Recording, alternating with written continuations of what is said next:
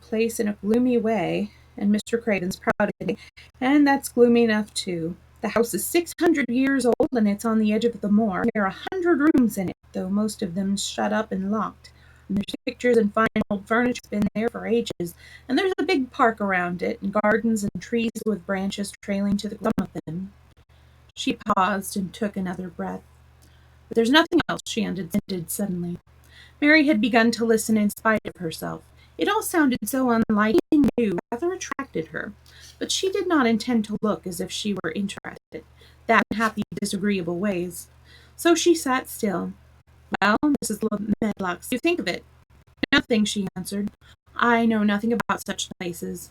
That made Miss laugh a short sort of laugh. Heh, she said, but you are like an old woman. Don't you care? It doesn't matter, said Mary, whether I care or not.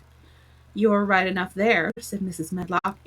What you're to be kept at Misselthwaite Manor for, I don't know, unless because it's the easiest way. He's going to trouble himself about you, that's sure and certain. He never troubles himself about no one. Herself as if she had just remembered something in time. He's got a crooked back, she said. I'm wrong. He has he was a sour young man and got no good at all for his big place till he was married. Mary's eyes turned toward her in spite of not to seem to care. She had never thought of the hunchback's being married, and she was surprised.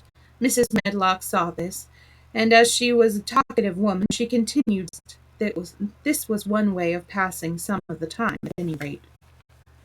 Sweet pretty thing, and she'd have walked the world over, and he'd have walked the world over to get her a autograph. Nobody thought she'd marry him, but she did, and people said she married him for his money, but didn't. Positively. When she died, Mary voluntary jumped. Oh, did she die? She exclaimed, quite without meaning to. She had a French fairy story she had once read about Riquet à la Houppe. It had been about a poor hunchback and a beautiful princess suddenly sorry for Mr. Archibald Craven. Yes, she died, Mrs. Medlock, and it made him queerer than ever. He cares about nobody. He won't. Most of the time he goes away, and when he is at Misselthwaite, he shuts himself up, and he won't let any but old Pitcher see him. Pitcher's an old fellow. He took care of him when he was a child, and he knows his ways. It sounded like something in a book, make Mary very cheerful. A house with 100 rooms, nearly all shut up and locked. A house on the edge of a moor, whatsoever a moor was, sounded dreary, and with a crooked back, who shut himself up also. She stared out the window with her lips parted, and it seemed quite natural that the rain should have begun to pour down in a grey slanting splash and stream down the window panes. If the pretty wife had been alive, she might have made by being something like her own mother, and by running in and out and going to parties as frocks full of lace. But she was not there any more. You need him, because 10 to 1 you won't, said Mrs. Medlock, and you mustn't expect that there will be you. You'll have to play about and look after yourself. You'll be told what rooms you can go in as you're to keep out of. There's gardens, though, but when you're in the house, don't wandering and poking about. Mr. Craven won't have it. I shall not want to go poking about our little Mary. And just as suddenly as she had begun to be rather sorry for Mr. Archibald Craven, began to cease to be sorry, and to think he was unpleasant enough to deserve all that had happened to him. She turned her face toward the streaming panes and the window of the railway carriage, and at the grey rainstorm which looked as if it would go on forever and ever. She walked long and steady, that the greyness grew heavier and heavier before her eyes, and she fell asleep.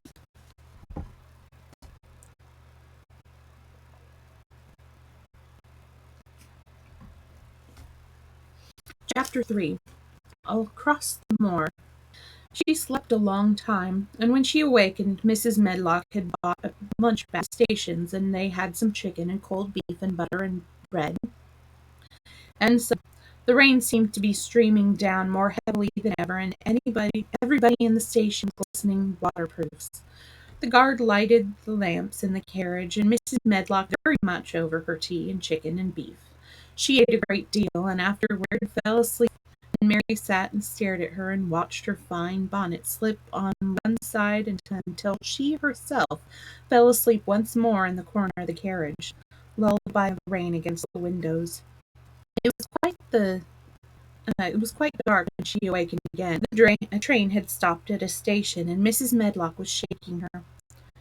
"You up," she said. "It's time to open your eyes. We're at the Thwaite station, and we've got a long drive before us." Mary stood up and tried to keep her eyes open while Mrs. Medlock collected her part. The little girl did not offer to help her, because in India native servants always picked up ours, and it seemed quite proper that other people should wait on one. The station and nobody but themselves seemed to be getting out of the rain. The station master spoke in a rough, good-natured way, pronouncing his words in a queer, broad fashion, which Mary out afterwards was Yorkshire. "I see thou's got back," he said. "The young one, and with thee."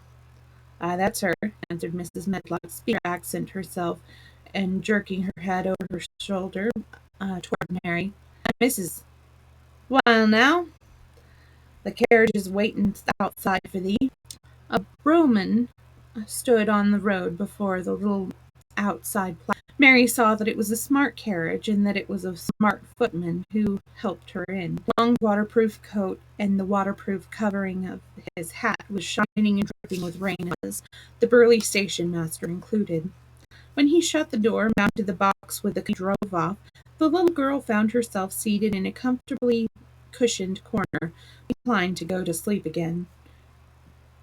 She sat and looked out of the window, curious to see the road over which she was being driven to the queer place Mrs. Medlock had spoken of. She was not at all a timid child, and she was not exactly frightened, that there was no knowing what might happen in a house with 100 rooms nearly all shut up, a house standing on the edge of a moor. "What is a moor?" she said suddenly to Mrs. Medlock. "Look out of the window in about 10 minutes and you'll see," the woman answered. "We've got to drive far across Missel Moor before we get to the manor. You won't see much before it's a dark night, but you can see something." Mary asked no more questions, but waited in a corner, keeping her eyes on the window. The carriage lamps cast rays of light ahead of them, and she caught glimpses of the things they passed. After they had left this driven through a tiny village, and she had whitewashed cottages and the lights of a public house. Then they had passed a church and a little shop window, or so in a cottage. Then they entered a vicarage, and a little shop window or so in a cottage, with toys and sweets and all out for sale. Then they were on the high road, and she saw hedges and trees. After that there seemed different for a short time, a long time, or at least it seemed a long time to her. At last the horses began to go more slowly, as if they were climbing uphill, and seemed to be no more hedges and no more trees. She could see nothing, in fact, but a dense dark on either side. She leaned forward and pressed her face against the window just as a jolt. "Eh, we're on the moor now, sure enough," said Mrs. Medlock. The carriage shed a yellow light on the rough-looking road, which seemed to be cut through bushes and moving things, which ended in the great expanse of dark apparently spread around them. The wind was rising and making a singular, wild, low, rushing sound. "It's not the sea, is it?" said Mary, looking round at her companion. "Not it," answered Mrs. Medlock. "Nor it isn't fields. It's just miles and miles and miles of wild land that's nothing grows on but heather and broom, and nothing lives on but wild ponies and sheep." "I feel as if it might there were water on it," said Mary. "It might like the sea, just sounds like the sea just now." "That's the wind blowing through the bushes. Mrs. Medlock's a wild, dreary enough place to my mind, though there's plenty that likes it, particularly in bloom." On and on they drove through the darkness and through the rain. Though the wind rushed by and whistled and made strange sounds. The road went up and down. Several times the carriage passed over a little bridge beneath which water rushed very fast with noise. Mary felt as if the drive would never come to an end, and that the moor was a wide expanse of black ocean through which she was passing on a strip of dry land. "I don't like it," she said to herself. "I don't like it." And she pinched her thin lips more tightly. The horses were climbing up a hilly piece of road when she first caught sight of a light. Medlock saw it as soon as she did, and drew a long sigh of relief. "I'm glad to see that bit of light twinkling," she exclaimed. "It's the light in the lodge window. A good cup of tea after a bit, at all events." It was after a bit, as she said, for when the carriage passed through the park gates, there was still of avenue to drive through, and the trees, which nearly met overhead, made it seem as if they were drawing a dark vault. They drove out of the vault into a clear space and stopped before a long but low-built house, which seemed to ramble round a stone court. At first, Mary thought that there were no lights at all in the windows, but as she got out of the one room in a corner upstairs showed a dull glow. The entrance door was a huge, built of massive, curiously shaped panels of oak studded with big iron nails, bound with great iron bars. It opened into an enormous hall, which was so dim with faces in the portraits on the walls, and the figures in the suits of armor made Mary feel want to look at them.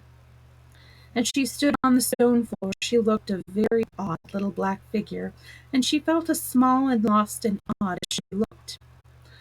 An old man stood near the manservant who opened the door for them. "You are to take her to her room," he said in a husky voice. "He doesn't want to see her till London in the morning." "Very well, Mr. Pitcher," Mrs. Medlock answered. "So long as it's expected of me, I can manage." "What's expected of you, Mrs. Medlock," Mr. Pitcher said, "to make sure he's not disturbed, and that he doesn't see what he doesn't want to see."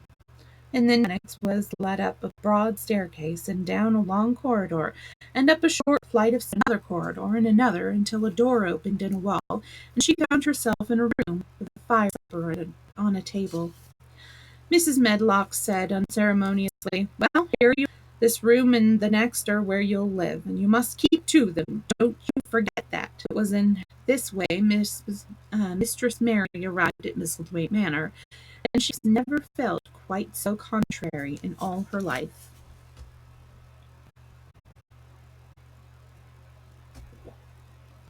I think I saved a page. I did. Chapter 4. Martha. When she opened her eyes in the morning, it was because a young housemaid had come into her room to light the fire on the hearthrug, raking out the cinders noisily.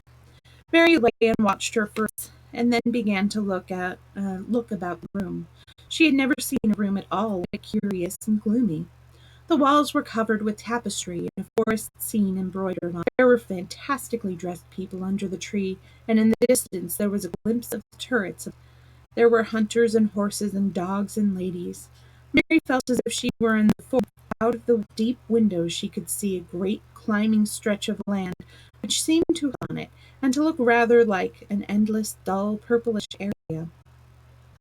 "What?" she said, pointing out the window. Martha, the young housemaid, who had just risen to her feet, looked also. "That there?" she said. "Yes, that's the moor," said with a good-natured grin.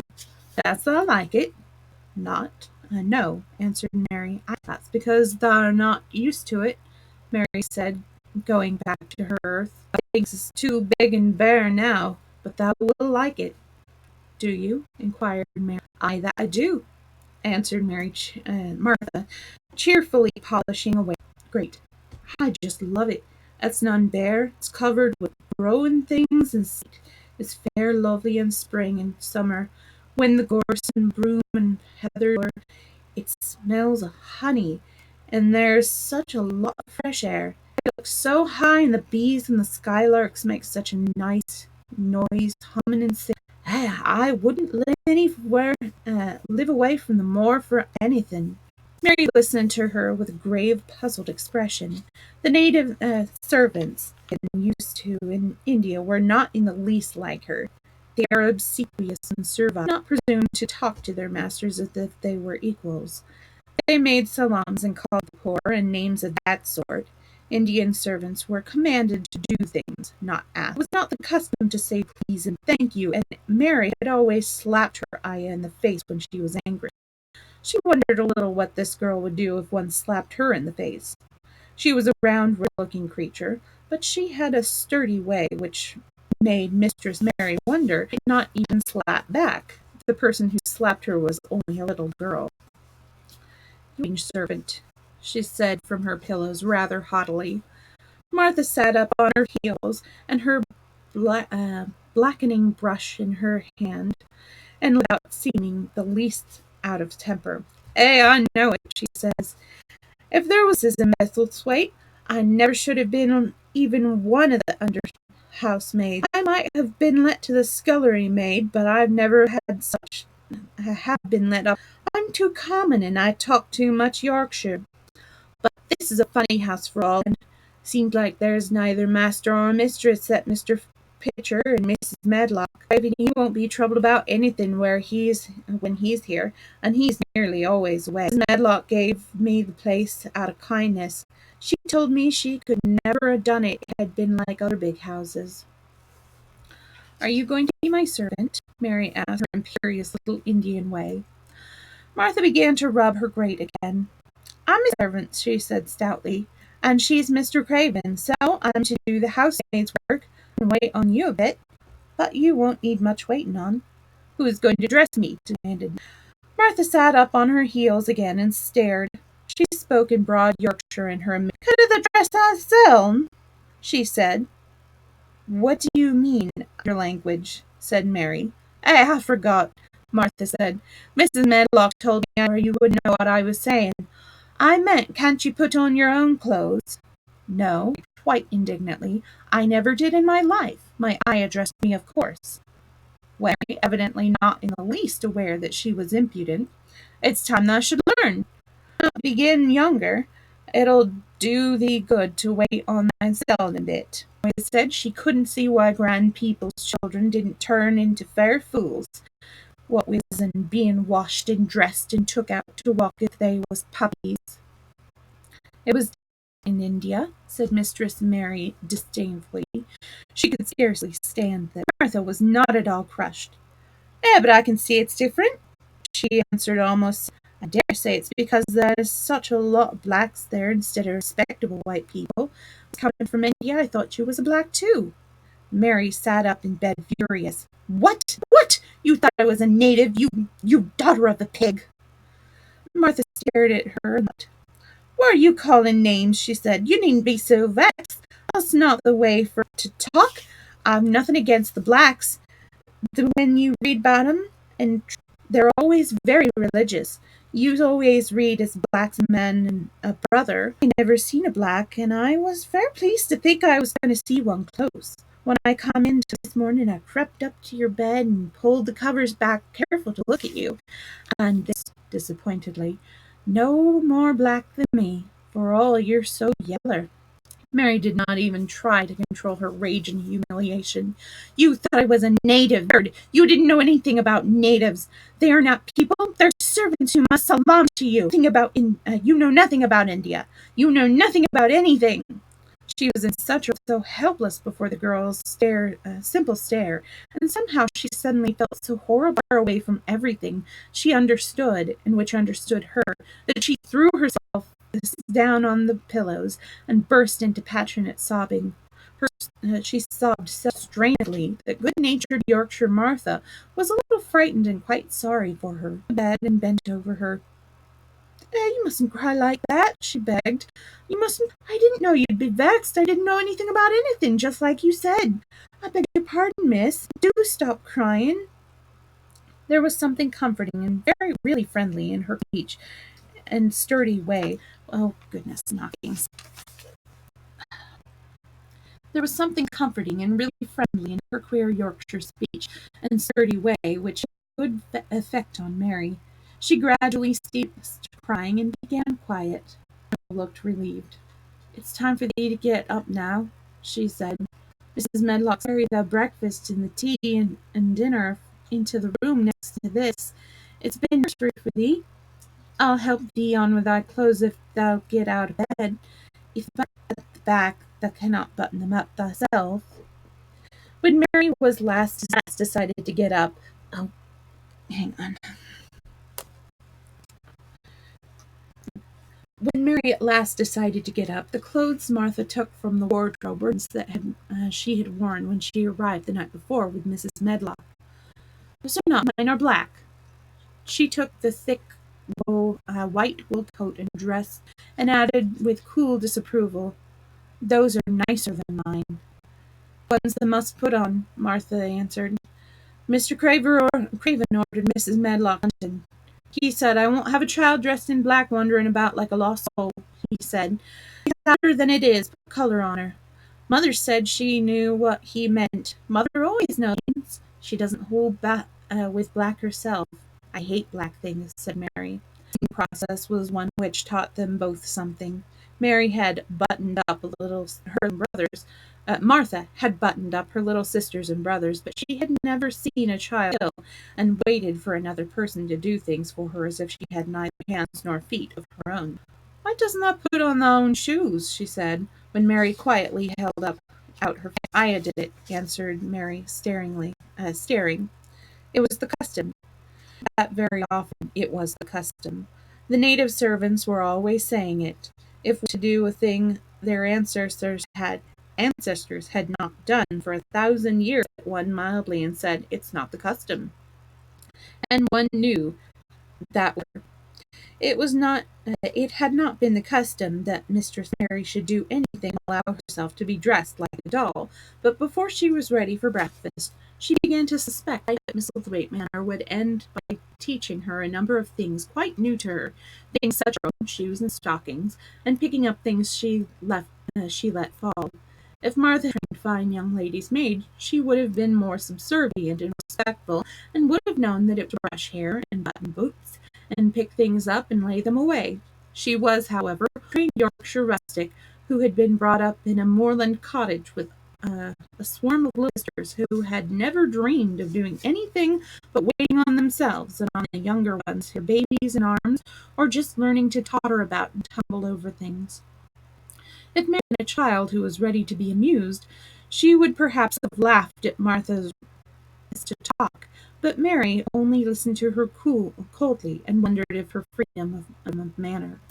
At first she was not at all interested, but gradually, as the girl rattled on in a good-tempered, homely way, Mary began to notice that what she was saying. "Hey, you should have seen 'em all," she said. "There's 12 of us, and father only gets 6 a week. I can tell you my mother put to it to get all. They tumble about in the moors and play there all day, and mother says there and the moor fattens 'em. She says she believes they eat the grass same as the wild ponies do. Dickon, he's 12 years old, and he's got a young pony he calls his own." Asked Mary. "He found it on the moor with its mother when it was a little one, and he began to make and give it bits of bread and pluck young grass for it. And it got a leg, and so it follows him about, and it lets him stand on its back. Dickon's a kind lad now." Mary had never possessed an animal's pet of her own, and she hoped she should like it. So she began to feel a slight interest in Dickon, and as she had never before been interested in any one but herself, it was the dawning of a healthy sentiment. When she went into the room which had been a nursery for her, she found that it was rather like the one she had slept in. It was not a child's room, person's room, with gloomy old pictures on the walls and heavy old oak chairs. A table in the set, with a good substantial breakfast, but she had always had a very small appetite and something more than indifference at the first plate Martha set before her. "I don't want it," she said. "Want thy porridge?" Martha exclaimed incredulously. "No." "That doesn't know how good it is. A bit of treacle on it, and a bit of sugar." "I don't want it," repeated Mary. "I can't abide to see good victuals go to waste. If our children was at this table, they'd clean it fair and five." "Why?" said Mary coldly. "Why?" echoed Martha. "Because they scarce ever in their lives. They're as hungry as young hawks and foxes." "I don't know what to be hungry," said Mary, with the indifference of ignorance. Martha looked indignant. "It should do thee good to try it. I can see that fair enough." She said, "I've no patience with folks that sit around and just stares at good bread and meat. My word, Chicken and Phil and Jane and the rest of 'em had what's there under their pinafores." "Why don't you take it to them?" suggested Mary. "It's not mine," answered Mary stoutly. "It isn't my day out. I get my day out once a month, same as the rest. Then I go home to Mother and give her a day's rest." Mary drank some tea and ate a little toast. "You wrap up warm and run out and play, you," said Martha. "We'll do you good and give you some stomach for your meat." Mary went to the window. There were gardens and big trees, but everything looked dull and wintry. "Out? Why should I go out on a day?" "Well, if thou doesn't want to go out, thou shalt have to stay in, and what to do?" Mary glanced about her. There was nothing to do. When Miss Egg prepared the nursery, she had not thought of amusement. Perhaps it would be better to go and see what the garden. "Who will go with me?" she inquired. Martha stared. "You go by yourself. You'll have to learn to play like other children does when they want have sisters. Our Dickon goes off the moor by himself and plays for hours. He made friends with the pony. He's got sheep in the moor that knows him, and birds as come to hand. However they're little there is to eat, he always saves a bit to coax his pets." It was really this mention of Dickon which made Mary decide she was not aware of it. There would be birds outside, though there would not be sheep. They would be different from the birds in India, and it might amuse her to look at them. Her coat and hat for her, and a pair of stout little boots, and she showed her wares. "If thou goes round that way, thou'll come to the garden," she said, pointing to a wall of shrubbery. "There's lots of flowers in summer time, but there's nothing blooming now." She seemed to hesitate before she added, "One of the gardens is locked up. No one has been in it for 10 years." "Why?" asked Mary in spite of herself. Here was another locked door added to the strange house. "Mr. Craven had it shut up when his wife died so sudden. He wouldn't go inside. It was her garden. He locked the door and dug a hole in it. There's Mrs. Medlock's bell ringing. I must run." After she was gone, Mary heard the walk which led to the door in the shrubbery. There's knockings. She could not help thinking about the garden which no one had been for 10 years. She wondered what it would look like, and whether there were any flowers still alive. When she had passed through the shrubbery gate, she found herself in great gardens with wide lawns and walks with clipped borders. There were trees and flower beds and evergreens clipped into strips, and a large pool with an old-fashioned fountain in its midst. But the flower beds were busy, and the fountain was not playing. There was not a garden which was shut up. This was not shut up. How could a garden be shut up? You could always walk into a garden. She was just thinking this when she saw that at the end of the path she was following there was a wall with ivy growing over it. She was not familiar enough with England to know that she was coming upon the kitchen gardens where the vegetables and fruit were growing. She toward the wall and found that there was a green door in the ivy and that it stood open. This was not evidently, and she could go into it. She went through the door and found that it was a garden all round it, and that it was only one of the several walled gardens which seemed to open into. She saw another open green door, revealing bushes and pathways containing winter vegetables. Fruit trees were trained flat against the wall, and over some of the beds there were glass frames. The place was bare and ugly enough, Mary thought, as she stood and stared about her. It might be nicer when things are green, but there was nothing pretty about it now. Presently an old maid over his shoulder walked through the door leading from the second garden. When he saw Mary, and then touched his cap. He had a surly old face, and did not seem at all to see her. But then she was displeased with his garden, uh, and wore her quite contrary expression, and certainly did not seem at all pleased. "What's this place?" she asked. "One of the kitchen gardens," he answered. "That," said Mary, pointing through the other green door. "Another of them, shortly. There's another on the other side of the wall, and then there's the orchard on the other side of that." "Can I ask, Mary?" "If thou likes. There's naught to see." Mary made no response. She went down the path and through the second green door. floor walls and winter vegetables and glass frames, but in the second wall there was another green. It was not open. Perhaps it led into the garden which no one had seen for 10 years. She was not at all a timid child, and always did what she wanted to do. Mary went to the green door and turned. She hoped the door would not open because she wanted to be sure she had found the mysterious. But it did not open quite easily, and she walked through it and found herself in an orchard. There were around it also, and trees trained against them, bare fruit trees growing in the winter brown grass. But there was no green door to be seen anywhere. She looked for it, and yet she had entered the upper end of the garden, noticed that the wall did not seem to end with the orchard, but to extend beyond it, as if it ended at the other side. She could see the top of trees above the wall. She stood still. She saw a bird with a bright red breast sitting on the topmost branch of one of them, burst into his winter song, almost as if he had caught sight of her and was calling to her. She stopped and listened to him, and somehow this cheerful, friendly little whistle gave her a pleased feeling. A disagreeable little girl may be lonely, and the big closed house and big gardens had made this one feel as if there was no one left in the world but her. If she had been an affectionate child, who had been used to being loved, it would have broken her heart. But even though she was Mistress Mary quite contrary, she was desperate. The breasted little bird brought a look into her sour little face, which was almost a smile. She listened to him until he flew away. He was not like an Indian bird, and she liked him and wondered if she would ever see him again. Perhaps he curious garden and knew all about it. Perhaps it was because she had nothing whatever that she thought she must so much of the deserted garden. She was curious about what it was like. They had Mr. Archibald Craven. Why had Mr. Archibald Craven? If he had liked his wife so much, why did he hate her garden?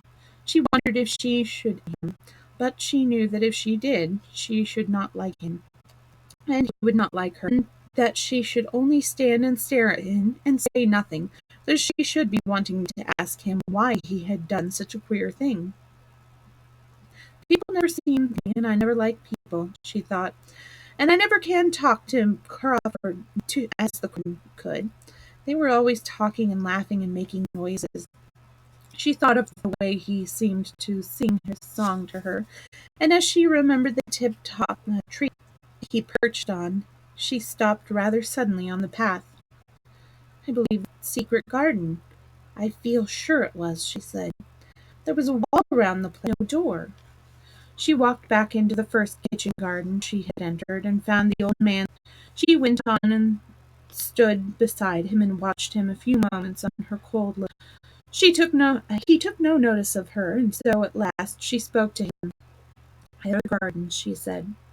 There was nothing to prevent thee, he answered crustily. I ventured. There was no dog in the door to bite thee, he answered. Door there into the other garden, said Mary. What garden? He said in a rough voice, stopping his digging for the one on the other side of the wall, answered Mistress Mary. There are trees there. I saw the top of the bird with a red breast was sitting on one of them, and he sang. To her surprise, the surly old face actually changed its expression. A slow smile spread over it, and the garden looked different. It made her think that it was curious how much nicer a person looked when he smiled. She had not thought of it before. He turned about to the orchard side of his garden and began a low, soft whistle. She could not understand how such a surly man could make a coaxing sound.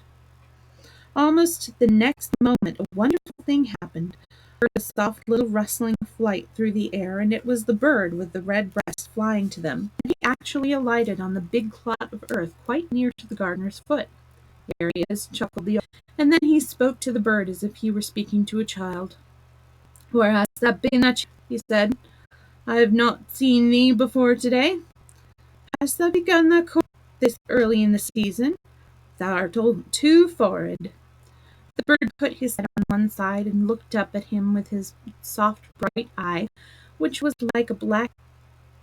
He seemed quite familiar and not the least afraid. He hopped to the earth briskly, looking for seeds and insects. It actually gave Marianne her heart because he was so pretty and cheerful and seemed so likable. He had a tiny plump body and a delicate beak and slender delicate legs. When you call him, she asked almost in a whisper. I that he will. I've known him ever since he was a he comes out of the nest in the garden, and when first he flew over the wall, he fly back for a few days, and we got friendly. When he went over the wall again, the rest gone, and he was lonely, and he come back to me. What kind of bird is he? Mary asked. No, he's a robin redbreast, and they're the friendliest, curiousest birds. They're almost as friendly as dogs, if you know how to get on with them. Watch him out there looking around at. Oh, goodness. Watch him pecking about round at us and again, now and again. He knows how about him.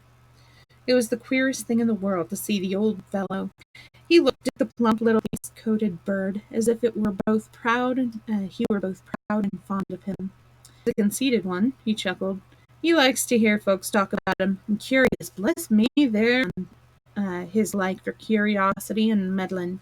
He's always coming to see what I'm playing. He knows all the things Master Craven never troubles himself to find out. He's the head guard. The robin hopped about busily, pecking the soil, and now and then stopped and looked at her. Mary thought his black dewdrop eyes gazed at her with great curiosity. If he were finding out all about her, the queer feeling in her heart increased. "Where did the brood fly to?" she asked. "Oh, there's no knowing. The old ones turn their nests and make 'em fly, and they're scattered before you know it. This one was a knowing one, and he knew he was lonely." Mistress Mary seemed to the robin and looked at him very hard. "I'm lonely," she said. Had not heard that this was one of the things which made her feel sour and cross. She seemed to find it out when she looked at the robin.